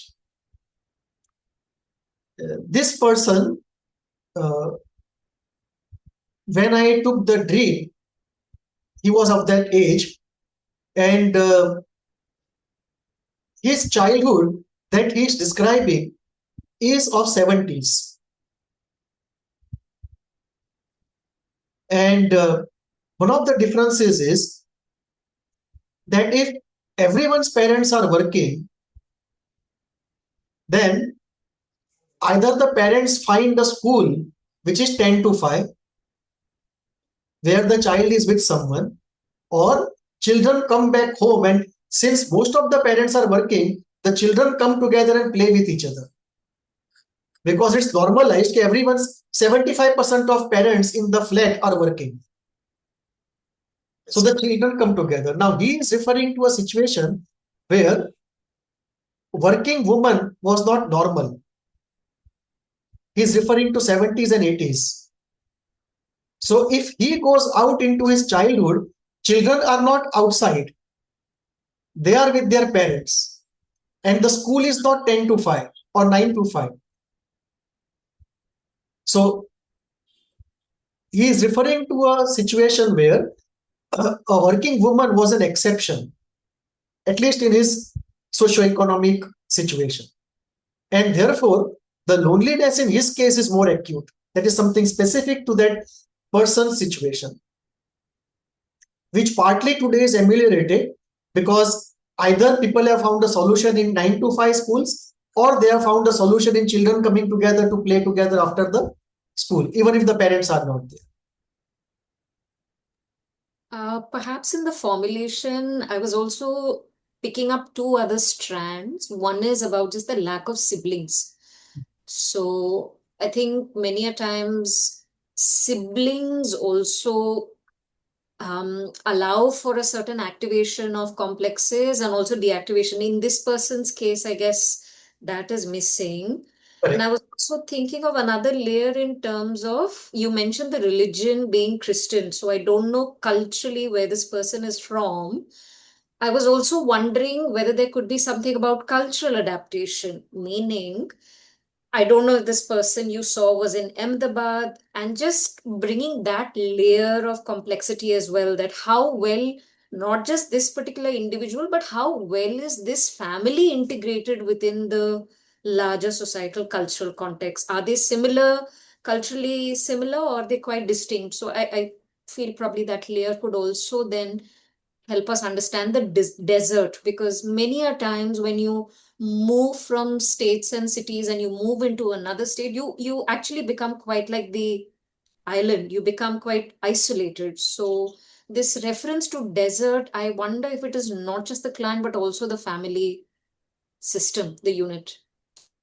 No, because there are two reasons to it. One is this Christian actually is not true. I just camouflaged the identity of the person. Okay, all right. So that is one part.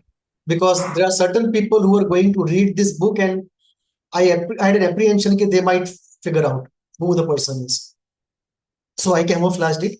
The second part was the family, what he told me was this, the family was okay with the surroundings and they looked up to them because this was one of the few families in the society where both were working.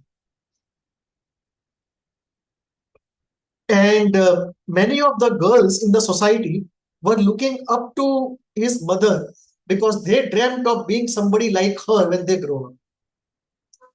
Because their mothers were not working, and they could see the difference in the family status between their mother and the working mother. Interesting. Okay. So if we be with the dream, then we'll go on and on. A story leads to 100 stories. But you can see how it almost looks like a story from literature as you unfold it. Is raised by a village. Yes, yes.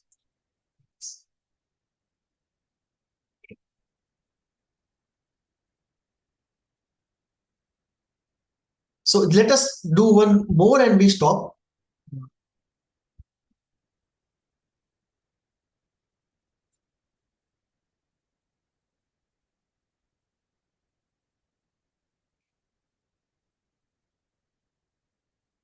Do you want to do a philosophical dream or amusing dream?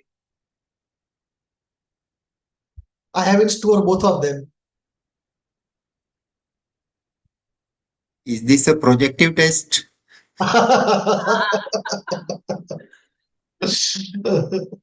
Then an amusing dream. Okay, this is an amusing dream. The Strange Cafe. Mm-hmm. The dreamer's profile. And he directly gives the dream. Says, rather I have put the title wrongly. He gives the introduction, sorry. This is the introduction. It was a time when I was following a routine working as an accountant.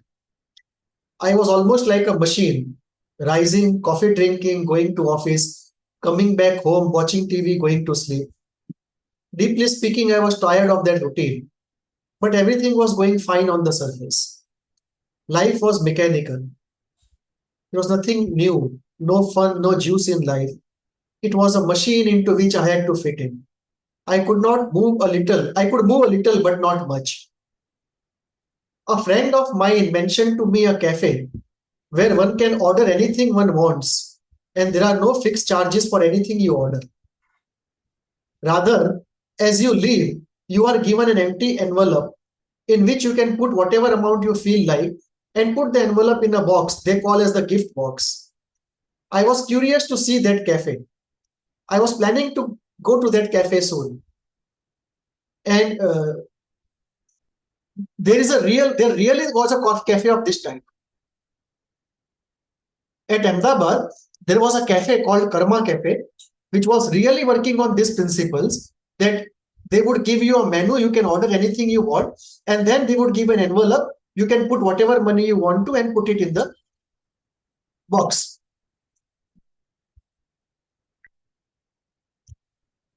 And as I said, there was a cafe. It's no longer. It was good, yeah. So he says, I had a dream one of those days. Now the dreamer is describing the dream. It was a dream of a strange cafe. Everyone there was playing strange games. Games I had never seen before. And these games were crazy, without any rules or goal. The menu did not have any prices written on it. Soon I realized it's a self-service cafe. I placed an order, had my plate, and was about to go when I realized the cafe paid you as much as you had ordered for. I was very happy.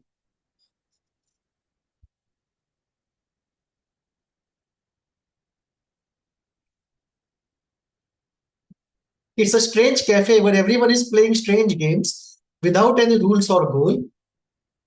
And they give you a menu without price. And whatever you order when you are going, they pay you as much. Cafe. Strange cafe. Now the dream elements. These are the associations related to each of the elements of the dream. The cafe, games, order, people. Step 1, analyzing in the personal context. It's a dream of wish fulfillment. The cafe is the all-giving mother, Kamdenu. It is pure eros without any shade of reality. Not only is everything free, it pays you back for the order you have placed. The greed and deprivation of the dreamer both are explicit. It is also a dream of compensation. You get too much in your dream when you got too little from life.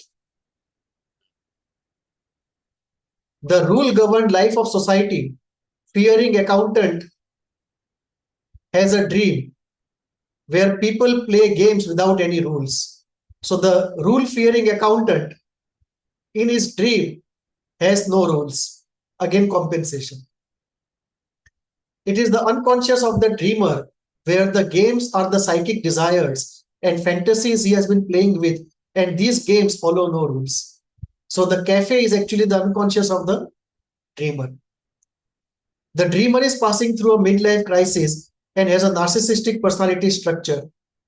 Narcissistic personalities who start off in early 20s on cloud 9, by the time they are in early 40s, often feel defeated, angry, and disappointed. They are not able to take it and often slide into destruction or into depression or self-destructive rage. And this dream is like a compensation. Our dreamer is passing through a similar phase. His entire life, he thought straight and stuck to what he thought was the right way, often not looking at easy alternatives. This led him many times to a situation where he thought there was no way out, when in fact there were many easy ways out if he cared to look at them. Now, this is coming from discussion with the dreamer. The dream represents a similar situation. He feels since he has reached the midlife as a failure, there is no future ahead. The road ahead only can lead to destruction, destitution, and death. There is no hope left, no way out, and is terrified of what lies ahead. Life as it is and as it is likely to be is unbearable, and so he regresses to the fold of the all-good mother. It is interesting to find that he is alone in the cafe that gives. He wants it all for himself. I didn't notice he was alone in the cafe. Nahin, it is not actually true. This is what he said, because there were people playing games. But in the discussion, he said something, so I included it here. The story of the life of the dreamer has been one of difficulties and hard luck. He at last finds refuge in the dream. There is at least one cafe where he can go. So the fantasy saves him from psychosis. A little more deprivation, little less resilience, and he would go into psychosis. Analyzing the dream in the cultural context. The culture from which the dreamer comes considers having a free lunch a sin and providing a free lunch a religious act. The dreamer is too poor to afford religious morality. The dreamer who... Sorry, can I interrupt? Yes, please. Is it not a contradiction, or may the culture is encouraging somebody to do a sin and the other one is doing a religious act? So this compensation, this balancing this culture is not a very healthy culture. Yes. And all his life, he has been auditing everything. Nothing is a free lunch. So in the dream, there is a free lunch. The dreamer who wanted to achieve great things in life now is defeated, desperate, searching for free cafes. He is free to give. Perhaps he may have paid for, but he has nothing to give. Scarcity seems acute. He has to ask even the free cafe to pay him for the order he gave. Desperation leads to absurdity of desire. Third, analyzing archetype in the archetypal context. The cafe is the all-giving mother, Annapurna, of Indian culture. The dream is pure fantasy of desperation. Regression is profound expression of defeat in the world. The helplessness of there being no way ahead is being caught in the trap of the predator time, who is going to devour and from whom there seems to be no escape. This is true of many midlife crises. The sad, helpless child archetype has decided to accept the slow poison of life, to suck out the juice from oneself and gradually embrace the dejected, painful, and disappointing end. It is the moment of an unmourned, profound grief where the poet archetype needs to be activated to sublimate this profound darkness, hopelessness, and acceptance and embrace of death into creativity, the profound song of life and its tragedy. Only when the frozen tragic pain melts, flows away, that a new lightness, joy, and hope will spring from the open sunny lands of the heart that are awaiting the traveler. It is also the frustrated warrior who has channeled all of his pent-up aggression on oneself towards self-destruction. It is the poet archetype who will save the man. It is he who opens the gates of the rivers of aggression and pain to flow out and be absorbed by the vast lands. It is in the end the poetry of life which will save the convict who has convicted himself in the failed trial of life. Dr. Analyzing. Vaidya, I'd like to add something. Uh, I'd like to add something. I was trying to read this from like the cycles of the astrological wheel and the zodiac. So around the age of between 28 and 30 is what it's called a Saturn return. Where you know this business of making life and establishing a career and all of that, those themes can take a hold. And in fact, it kind of clicked into place for me when you said poet, because I was like, the dream is very Neptunian. You know, it's very out there, creative, imaginative, makes its own rules. And I saw it as kind of the Saturn pointing out, saying, you've given too much into the sterile rules of life and you haven't balanced it with the imaginative. And sterility of the rules is not what the Saturnian principle is about. It's about establishing your own. And yes, like it came across definitely as a very compensatory dream in that sense. And I'm thinking, you know, like what would happen to this person when there is a Saturn opposition that happens around 44, 45, because this is when that cycle would then come into fruition. And would that then, you know, would the sterility just get deeper and deeper and deeper, leading to a breakdown and like, you know, psychosis at that stage? Yeah, this was very interesting. I could not read a lot of things, but with the poet and the imaginative, it comes clean. It is interesting, though, you read narcissism into this, and I wanted to kind of ask a little bit more about that. Go ahead. I'm not sure. I couldn't see how that extension, you know, how that association. Somewhere there was a reading of how this is a narcissistic one, where they're kind of, you know, creating this world where it bends to these strange rules. But I couldn't see that come in. And can you see what might point to that kind of an interpretation? No, that material is not here. It is in the case study. Oh, okay. Okay. All right. Thank you. So, can I say something if Karuna won't feel offended? Please go ahead. The narcissism to me was obvious because there were fantasies of unlimited wealth, power, greed, unlimited availability of supplies, unending narcissistic supplies. yeah. So that is where I thought it was obvious. All right. So All right. part of it, what we do is often we have to get into case history to interpret a dream. And part of it is when you put the case history together with the omnipotence that you see, right? Then the two together lead to that part. But primarily, I did it out of case history. Okay. Yeah, even what Dr. Paralekar said, you know, about Correct. like this thing of Yeah. unlimited, He's right. you know. I could not trace it, what he has traced. So I actually referred to the case history, but what he said, one can make out from the dreams. I'm the only poor scientist around with all few analysts around. So this is just from DSM and some people listing of traits. Thank you. So, the purpose, I mean, if we go point by point, we could, but we are running out of time. So just wanted to complete it. So I'm going fast. Otherwise, we could go into each of the steps. The purpose of the dream. The dream provides an insight into long-standing defeat and disappointment of the dreamer. The stroke of the noon heralds a new dawn, a sunlight. Perhaps the second day may be the good day. It is time to excavate one's buried program of life to walk to individuation. It is time for the journey of the second day. Now that once one is refreshed, is the cafe of life.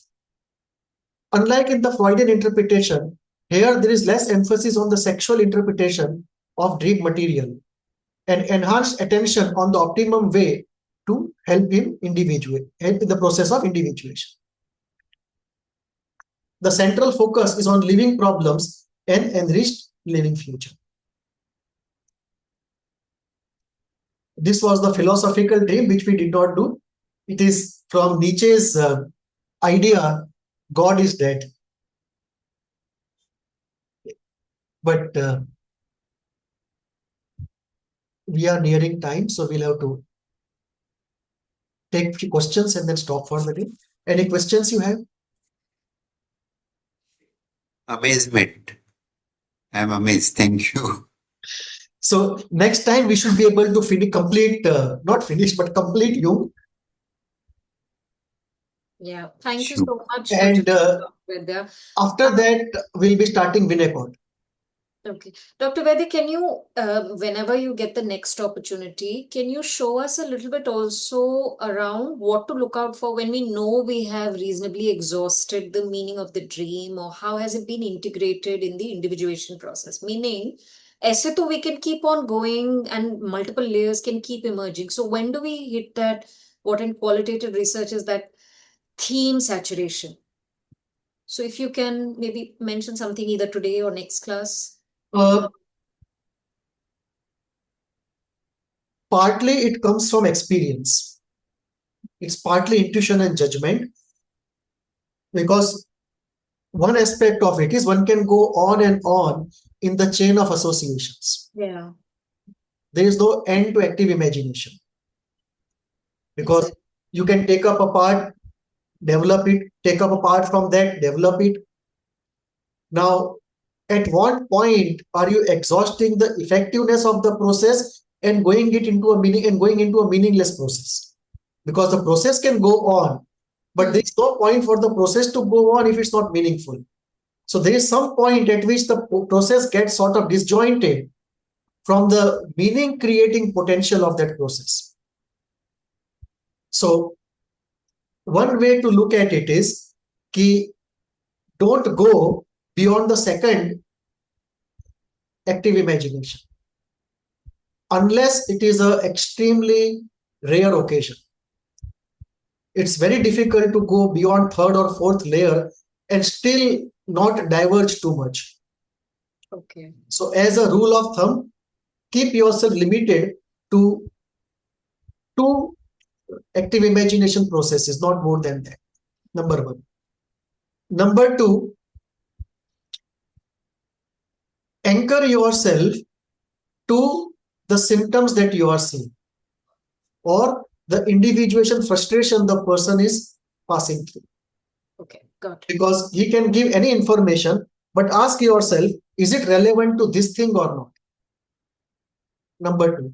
Number 3, as you do more and more dream analysis, you will require less and less of these things to be done. The moment the dream is told to you, maybe within first 3 associations, you will by and large get a hang of it. So the need for this discursive process goes on reducing as you practice dream analysis more and more. So that is the third rule of thumb, that as you practice more and more, this discursive process should reduce in its quantum. And fourth is, we should always remember that this creative process we are doing, right? This decoding of metaphors, this unpacking of condensed meaning, all of that is doing, we should not forget the primary purpose, that we are trying to find the prose of poetry. Prose of? Poetry. That the dream, the free association, the art of the person, the free expressions of the person, all of this is like poetry. And we have to find the prose of poetry, meaning we have to find the meaning which is relevant for healing and individuation. So whatever we may do discursively, ultimately we have to converge on something and not do discussion for discussion's sake. So when you do this kind of boundary laying, this process becomes sort of confined and converged onto meaning generation. You're saying something, sir. Thank you. Sir, if you really get a seriously depressed and suicidal patient, how can you take him to healing and what did you say? Healing and Individuation. individuation. Because he's really, suppose we are seeing a patient who is sentenced to death. So meaning making will be different. Closure, where we will be going on those things. So, yeah, so there are some limitations of psychoanalysis. I'm sorry if we are taking a lot of time. We can discuss that next time. That is perfectly okay. We can discuss it and then close. Limitations of psychoanalysis. Limitations of psychoanalysis. Mhm. One part is that psychoanalysis cannot change reality. Mm. So what it is designed for is primarily two things. One is past reality, which is no longer there, and fantasy. Now, if the traumatic reality continues, then we are more in a maintenance mode rather than in a curing mode. But maintenance function we can definitely do and stop the deeper aggravation of the sickness. Yes, sir. This is one part of it. Second part of it has to do with if there is a stark reality, like somebody sentenced to death or somebody living in a conflict zone or a terror zone, then there's little we can do. What we can do is to help the person say out his feelings, feel his feelings and feel better, feel heard, and so on. But there are severe limitations to what we can do. So we don't have an omnipotent tool. We have a contextual tool with its own strengths and limitations. And psychoanalysis is not really an area to change reality. For that, we have politics, we have society and different constructs and different tools. So once we finish Jung next time, then we'll go to Donald Winnicott. And it will be very interesting for you because he was a pediatrician who turned psychoanalyst. And there is a collection of his papers, very popular, from pediatrics to psychoanalysis. Good enough mothering. Yes. Okay. Thank you, sir. Thank you very Thank you, much. ma'am.